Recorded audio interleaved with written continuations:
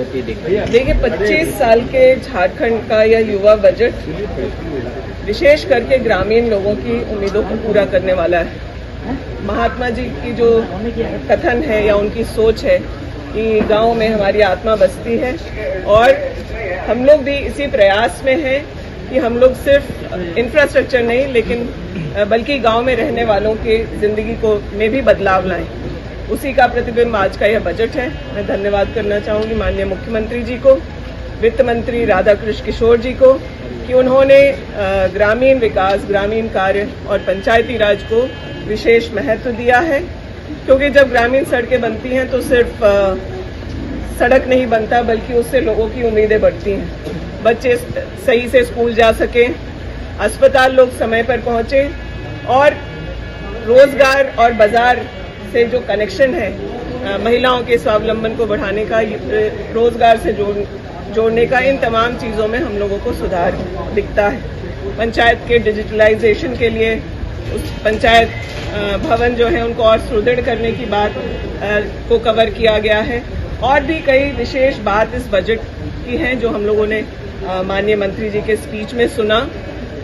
बाल budget, gender budgeting, इन सब चीज़ों का ध्यान रखा गया है। महिला जेंडर बजटिंग की बात करें तो महिलाओं के लिए 232 स्कीम के माध्यम से आज 34,000 करोड़ रुपए राज्य ने महिलाओं के योजनाओं को दिया है। ये ऐतिहासिक है।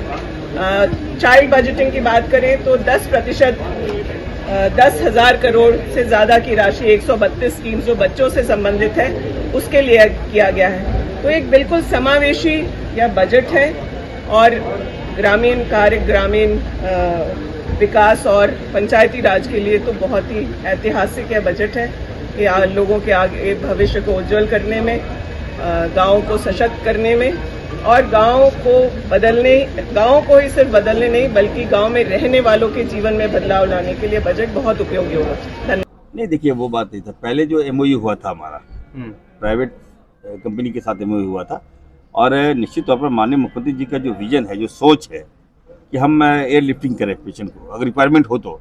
अगर हमारा पेशेंट कहेगा नहीं हम रांची में इलाज नहीं कराएंगे, हम बॉम्बे में कराएंगे, तो ऑब्वियस है उनको बॉम्बे तक हम पहुँचाना काम सरकार की है। इसे तो नहीं मिल पाता। नहीं, जो देखिए जब हम लोग प्राइवेट कंपनी है जो बताया जा रहा है रेड बर्ड कंपनी है, उनके साथ टाइप था। उस समय मैं मंत्री नहीं था। अच्छा। तो कई लोगों की जान भी बचाया गया है, मैं हिस्ट्री देख रहा था। तो अब अच्छा, ये सरकार की तरफ से हाँ, ये गवर्नमेंट से ही टैग था। अच्छा। हम लोग सब्सिडी रेट पे उनको भेजते हैं। 50% लगता है। हाँ, सब्सिडी रेट पे हम लोग भेजते हैं। तो अब बजट में प्रावधान आ गया कि नहीं हमारा खुद का अपना एयर एम्बुलेंस होगा, तो अच्छी बात है, अच्छी पहल है। आपके पहल से ये गए थे मंत्री जी?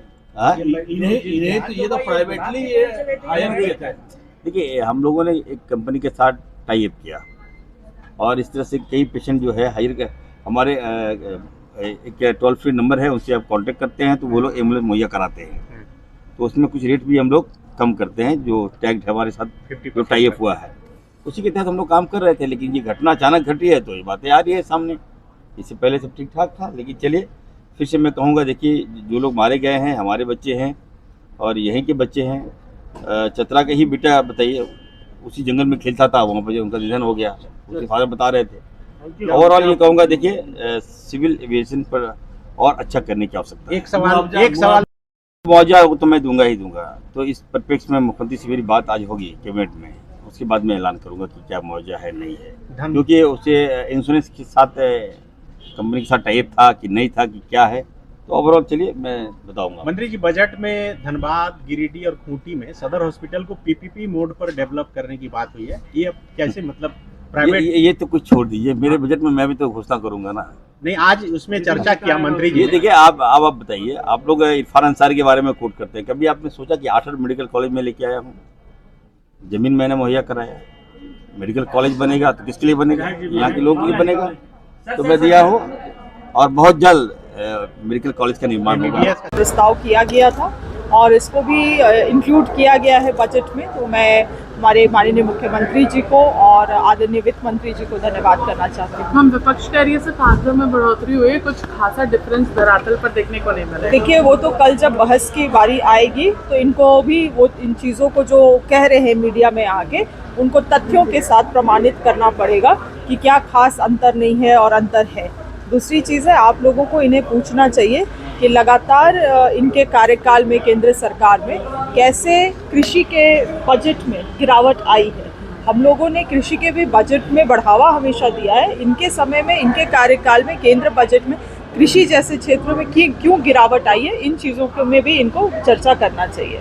पिछले बार का भी बजट लगभग ज़्यादा 9-10% का ही इजाफा हुआ है इस बार के बजट में। 25-26 वित्तीय वर्ष का बजट था 1,45,000 करोड़ का, इस बार 1,58,000 करोड़ के आसपास का मूल बजट है।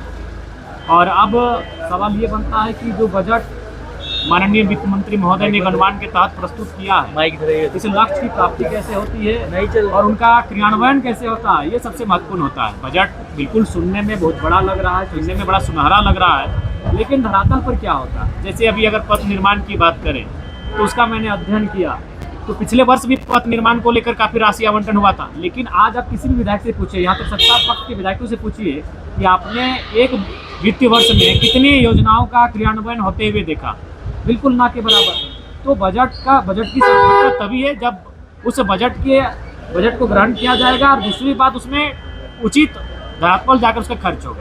बजट किताबों में, भाषणों में बहुत सुंदर है। देखिए, मैं तो यही कहना चाहूँगी कि पहले जो बजट पेश किया गया था 1,36,000 करोड़ का जो बजट पेश किया गया था, सरकार को बताना चाहिए कि क्या वो बजट लागू हो पाया है सही तरीके, क्या वो जनता के बीच जो है धरातल पर उतर पाया है, पहले तो ये क्लियर करना चाहिए। मैं ही बता दूँ तो अभी तक तो वो लागू ही नहीं हो पाया। आप और फिर आंकड़े वाला बजट लेकर आते हैं। बजट ऐसा होना चाहिए जो हर एक वर्ग को सशक्त करे, समाज के हर एक वर्ग को सशक्त करने वाला बजट होना चाहिए। सिर्फ आंकड़ों का संतुलन बनाने वाला बजट नहीं होना चाहिए। तो मुझे तो ये बेहद निराशाजनक बजट रहा। सिर्फ आंकड़ों का जो है आपका खेल बाजीगरी ही मुझे दिखा इसमें। वो कह रहे हैं कि महिलाओं के लिए खास है, मुझे तो नजर नहीं आया। आप अगर महिलाओं के लिए खास से बोल रहे हैं, प्रत्येक महिलाओं को मैया सम्मान योजना की राशि देने का वादा था इनका, 450 रुपए गैस सिलेंडर देने का वादा था इनका, महिलाओं को राज्य के रोजगार में 33% आरक्षण देने का वादा था इनका। क्या ये सभी चीजें धरातल पर उतर सकी?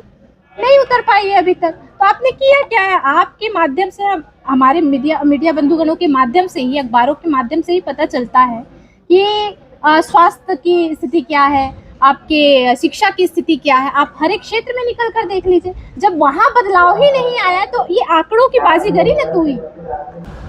देखिए, ये बजट का मेला है, इसमें इतनी सुंदर सुंदर शब्दावलियों का चयन है। वही फिर से हम कहेंगे कि काश इसका 25% भी धरातल पे दिखता तो हमको लगता है कि ये बजट एक्चुअल में हुआ बजट है। आज इसमें जो पढ़ पाए 2-4 चीज़ें हम बताते हैं, ज़्यादा नहीं। अब तो घर जाएंगे पढ़ेंगे तभी बताएंगे।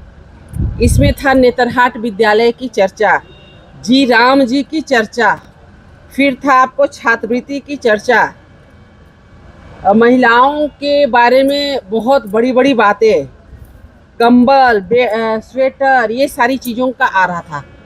आप एक चीज़ बताइए, जी राम जी नाम चेंज हो गया और काम इतना अच्छा हुआ। एक बार तो सरकार को तारीफ करनी चाहिए।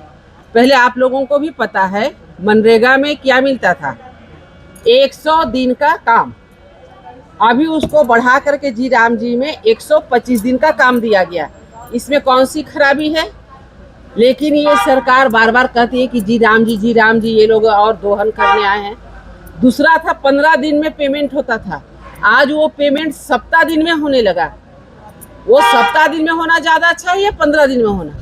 तीसरी है पारदर्शिता, जो आप देखे होंगे कि एक फोटो को अलग अलग एंगल में घुमा घुमा करके 10-10 बार बिचौलियों ने पेमेंट कराया। उसमें किसका हक मारा गया? जो लोग एक्चुअल में काम कर रहे, आज उनका हक मार करके और बिचौलियों के पैकेट में वो पैसा जा रहा था। आज इसमें हमारे यशस्वी प्रधानमंत्री नरेंद्र भाई मोदी जी ने पारदर्शिता लाने की कोशिश की। इसमें आपको बुरा क्यों लगा भाई? आप देख लीजिए स्थिति कि अब कभी भी कोई बिचौलिया आपको ठग नहीं सकता है, तो इसमें तो खुश होने की बात है, क्योंकि मनरेगा में कौन काम करता है? गरीब गुरबे ग्रामीण लोग काम करते हैं, जो कि उनके पास में बहुत सारा आपके पास आंकड़े और ये सब नहीं रहते हैं। पहले जो वृद्धा पेंशन वगैरह मिलता था उनको अकाउंट में मिला, खाता में मिलता नहीं था, हाथ में मिला, 2 महीने का 6 महीने का कब का मिला पता नहीं। अब कम से कम महीने महीने उनके अकाउंट में पैसा जा रहा है। ये है कि बिचौलिया अब दूर हो गए हैं। आपको खुश होना चाहिए। अभी बात कर रहे थे कि पैसे की किसी प्रकार की कमी नहीं है, भगवान करे पैसे की किसी प्रकार की कमी नहीं, लेकिन एक माननीय मंत्री जी कहते हैं कि पैसा नहीं है इसलिए हम वेतन भुगतान नहीं कर पा रहे हैं, संवेदकों को पैसा नहीं दे पा रहे हैं। हमको बताने की जरूरत नहीं, आप खुद भी बयान को देख रहे होंगे। संवेदकों को देने के लिए पैसा नहीं। जब पूछा गया कि क्यों आप ठेका पट्टा दिए तो कहे उस समय मालूम नहीं था कि मेरे खाता में पैसा ही नहीं है या राजस्व की कमी हो गई है, और आज बोल रहे हैं पैसे की किसी प्रकार की कमी नहीं। अब हम जो हमारा ठंडा का मौसम है वो खत्म होकर अब गर्मी में हम आ रहे, ग्रीष्म ऋतु में आ रहे हैं। आपको पता है हम सब आते हैं गरीब गुरबों के क्षेत्र, जहां जमीन से उठ करके यहाँ तक हम लोग आए हैं। आज बच्चों को स्वेटर तक नहीं मिला, और यहाँ वादा किया जा रहा है कि हम लोगों ने पूरे ड्रेस देने का काम किया। आज आप देख रहे हैं जो कंबल बटा, आपके क्षेत्र में भी बटा होगा, आप देखे होंगे इसकी स्थिति क्या है। वो जितना करोड़ों करोड़ों रुपये की ठगी करके आज ये लोग इतना कम लेयर, पतला लेयर का कंबल बांटने का काम किए हैं गरीब गुरबों को, और यहाँ पर कंबल बांटने की खूब वाहवाही हो रही है। अरे भाई, सबसे पहले जो भी कार्य किए हैं, हमने उस दिन भी कहा था आप क्या खर्च किए उससे हमको कोई मतलब नहीं, लेकिन कम से कम आप एक बार धरातल पे जमीनी स्तर पे क्या सच्चाई है उसे देखने की जरूरत है। इन्होंने कहा अभुआ बजट, दिशोम बजट, आप नाम जितनी भी बदल दें, जितना चमकदार ये किताब बना ले, लेकिन लास्ट में हम एक ही शब्द कहना चाहेंगे कि इस बजट से आम लोगों को कोई फायदा नहीं हुआ, ना तो आम लोगों को ध्यान में रख करके ये सरकार बजट बनाने का काम की। आज फिर से झारखंड की जनता अपने आप को ठगा हुआ महसूस कर रही है, माताएं बहनें अपने आप को ठगे हुए महसूस कर रहे हैं, हमारे बच्चों जो हमारे कल के भविष्य है वो भी अपने आप को ठगे हुए महसूस कर रहे हैं।